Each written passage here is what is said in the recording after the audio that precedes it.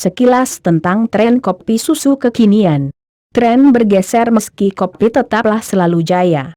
Di tengah-tengah tren kopi yang diseduh manual dengan tingkat pengetahuan mendalam, menyisip sebuah tren lain, kopi susu dingin kekinian. Saya sendiri asik-asik saja dengan munculnya tren kopi susu kekinian yang kian hari kian menjamur seperti rindu yang berkecamuk di saat hujan. Kopi susu dingin ini menjadi alternatif menyenangkan untuk mereka yang tak sanggup meneguk pahit kehidupan kopi dan pemberi ruang manis di kala cuaca sedang gerah-gerahnya. Meski di sisi industri specialty yang kejam dan penuh penghakiman, kehadiran kopi susu dingin yang mudah diterima khalayak ramai ini dinilai sebagai sekte yang menurunkan nilai kopi sesungguhnya. Aneh memang saat ada yang menilai ragam jenis minuman lain tak sejajar dengan kopi nan lain hanya karena terselip rasa manis di sana. Kopi susu dingin sesungguhnya sudah ada sejak kita belum mengenal frappuccino dan pour over. Telah mengakar sedari dulu di warung-warung dengan susu kental manis dan kopi robusta yang hangus pahit hitam mencekam. Lalu kenapa kemunculannya kini dianggap begitu seru? Lagi-lagi soal kemasan dan branding pun diangkat oleh para pesohor yang dengan gamblang menyukai rasanya.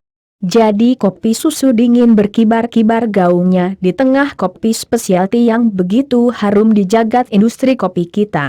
Tiada yang salah dengan kopi susu dingin manis dan memanjakan. Tiada juga yang salah dengan kopi spesialty yang dipahat dengan ilmu dan segala keagungan. Karena menurut saya kopi tetaplah kopi. Yang terbaik bukan berdasarkan nilai-nilai, kompetisi, aturan ataupun kesombongan. Kopi adalah sebuah pilihan yang tak bisa dipatuhi dengan kesetiaan.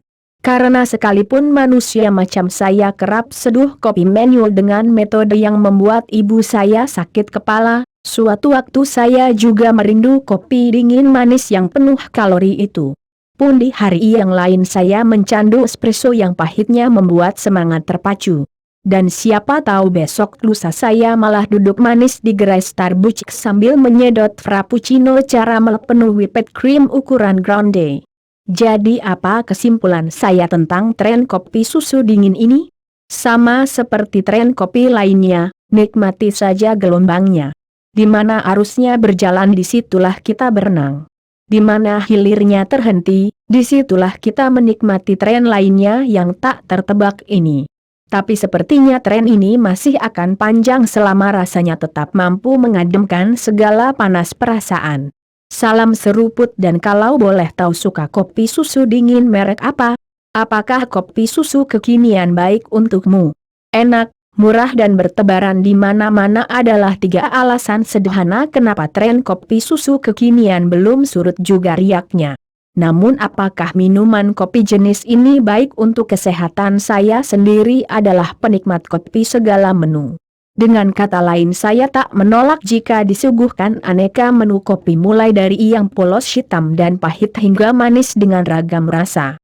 Mulai dari panas, hingga yang dingin. Yang saya tak mampu minum cuma yang instan saja. Maaf.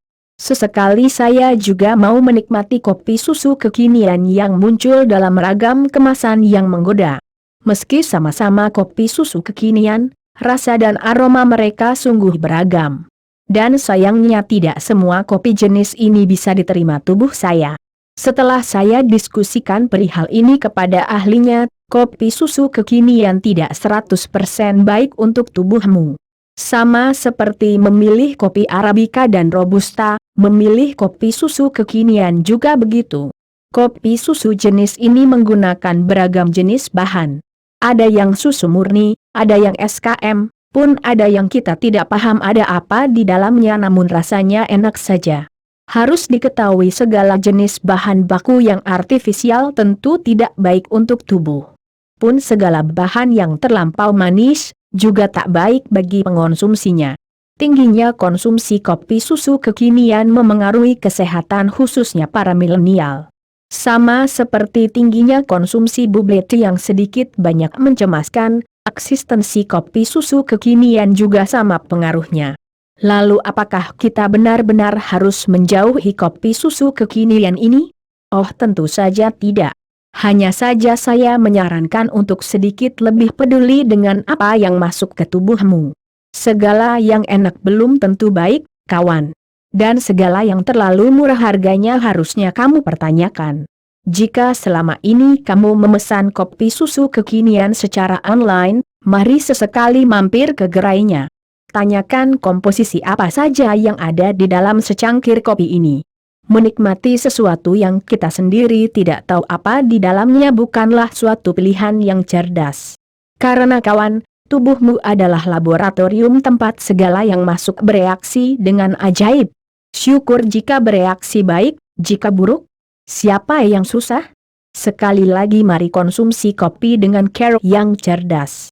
Dengarkan reaksi tubuh tentang segala yang kamu minum lalu cari tahu apakah benar yang kamu konsumsi tak berefek buruk untuk jangka panjang. Seberapa istimewa paduan kopi dengan susu gandum. Di Swedia tren menambahkan susu gandum pada sajian kopi mereka beberapa waktu lalu menjadi populer di kalangan penikmat kopi di sana. Tidak hanya untuk sajian kopi di kedai kopi, kebutuhan kopi harian pun mereka menambahkan susu gandum. Tak heran jika ada kemasan susu gandum yang selalu sedia di dapur rumah di Swedia. Nah, kabar ini sedikit menggelitik rasa penasaran saya, lalu mencari tahu seperti apa sebenarnya paduan kopi dan susu gandum ini. Sajian kopi dengan susu mungkin untuk semua orang sudah menjadi hal biasa, karena profil rasa nikmat yang hadir dari paduan sajian kopi dengan susu ramah di lidah kebanyakan orang. Apakah itu disajikan dingin di tengah siang yang terik atau tersaji panas untuk menghangatkan suasana di hari yang mendung? Tak heran banyak yang mengidolakan paduan sajian kopi dan susu, cappuccino, latte dan sajian lainnya. Profil rasa dan teksturnya begitu nyaman ketika dirasa, dan tidak sedikit beberapa barista menambahkan bahan lain seperti bubuk almond, bubuk coklat, dan lainnya sebagai topping untuk menambah lagi keistimewaan sajian kopi dan susu ini. Namun, apakah kamu pernah mencoba sajian kopi dengan susu gandum? Hal inilah yang membuat kopi begitu menarik. Apapun tentang kopi tak henti memikat daya tarik pecinta kopi, dari mulai kopi saat ditanam hingga menjadi sajian kopi. Lalu seperti apa sebenarnya paduan sajian kopi dengan susu gandum? Di laman jejaring media sosial forum para barista seperti mengeluh-elukan kehadiran susu gandum ini di dunia kopi.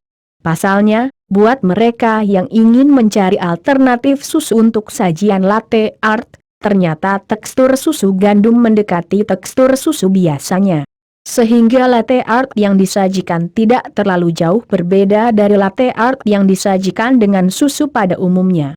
Nah, berikut salah satu keistimewaan susu gandum. Lalu bagaimana dengan khasiat yang terkandung dari susu gandum ini? Mengapa penikmat kopi di Swedia sangat antusias menambahkan susu gandum ke sajian kopi pagi mereka? Susu gandum mengandung antioksidan, yang mana artinya dapat membantu tubuh terlindungi dari radikal bebas. Tidak hanya itu, susu gandum juga membantu menyehatkan sel tubuh. Untuk mereka yang khawatir dengan gejala diabetes atau sedang dalam masa terapi, susu gandum juga mampu mengontrol gula darah dalam tubuh. Kandungan omega 3 dan omega 6 pada susu gandum membantu mengurangi kolesterol. Beberapa orang yang pencernaannya alergi terhadap susu sapi, susu gandum merupakan alternatif karena susu gandum nyaman di pencernaan. Dari segi teknis, susu gandum direkomendasikan sebagai alternatif susu untuk sajian latte art dan dari segi manfaatnya, susu gandum baik untuk kesehatan tubuh. Berdasarkan hal ini saja, paduan kopi dengan susu gandum cukup menarik perhatian. Lalu bagaimana dengan profil rasa sajian kopi menggunakan susu gandum? Pastinya akan menambah rasa penasaran. Resep kopi, es kopi susu regal.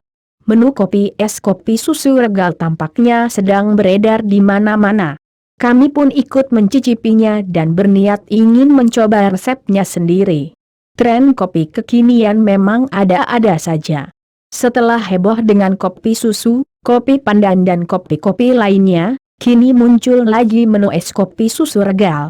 Seperti namanya, Kopi susu jenis ini menggunakan biskuit Marie Regal yang sudah lama ada dan kerap dijadikan camilan sehari-hari kita. Beberapa kedai kopi yang mempunyai menu es kopi susu Regal sudah kami coba. Rata-rata rasanya identik. Dan kami pun berinisiatif untuk membuat sendiri resep kopi ini ala kami. Daripada beli mending buat sendiri ya kan? Yang dibutuhkan: double shots espresso 250 ml susu cair 4 keping biskuit Marie Regal batu es secukupnya 3 sendok makan madu 2 sendok makan sirup vanila jika suka saker. Cara membuat: 1. Siapkan saker lalu tuangkan double espresso ke dalamnya. 2.